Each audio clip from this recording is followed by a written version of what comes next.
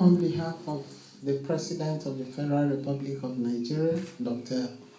Goodluck Ebele Jonathan, GCFR, and the people of Nigeria, I'd like to welcome all of you to the 54th Independence Anniversary celebrations of Nigeria. I want to also sincerely thank the ambassadors of the various countries who have continued to show solidarity and support to Nigeria since our independence, 1st October 1960. I must especially recognize our host country, Ireland, which was one of the first countries that established its diplomatic office in Nigeria to date. That was early in the 60s, 61, 62. Having said that, I want to say that this year's celebration is unique in the sense that this year also Nigeria marks 100 years of nationhood, because in 1914, our colonial masters then unified the northern and southern protectorates to the entity that we know as Nigeria today.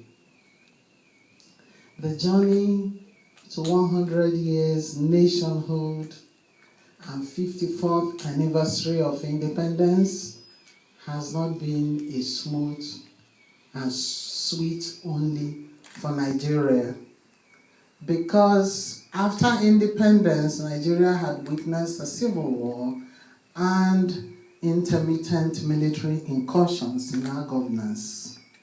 But it is to the glory of God Almighty that through all this, Nigeria has continued to remain one united and peaceful nation.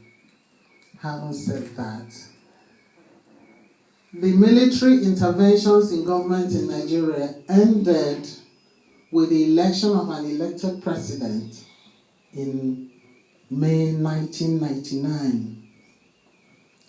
Various governments over this time have continued to forge ahead to promote national peace and unity. It is worthy of note that come February 2015, Nigeria will organize the 5th post-military rule general elections. And the President of the Federal Republic of Nigeria had assured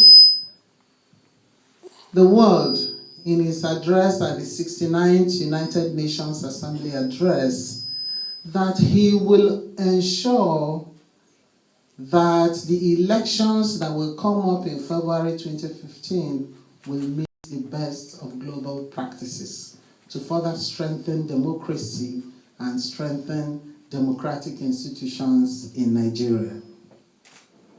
I dare say that the journey to democracy has not come without its own challenges. Nigeria till today has not been spared the effects of global terrorism. As we all know, the northeastern part of Nigeria continues to have developmental challenges from the activities of Boko Haram. Boko Haram, in their nefarious activities that include murder, assassinations, bombings, arson, kidnaps that culminated in the kidnap of 200 schoolgirls from a secondary school in April this year.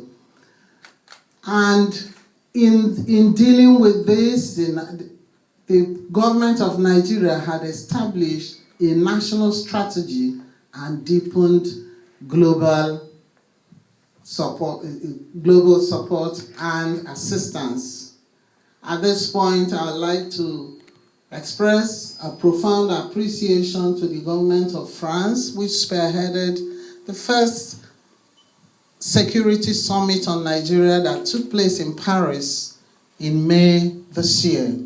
Subsequent follow-up meetings had taken place in Washington, London, and Abuja, all galvanizing global support and yielding the desired results and attaining the desired objective. Nigeria has also had her fair share of the Ebola pandemic that is ravaging West Africa. The first reported case in Nigeria was imported to Nigeria by Mr. Sawyer, a Liberian American, on the 23rd of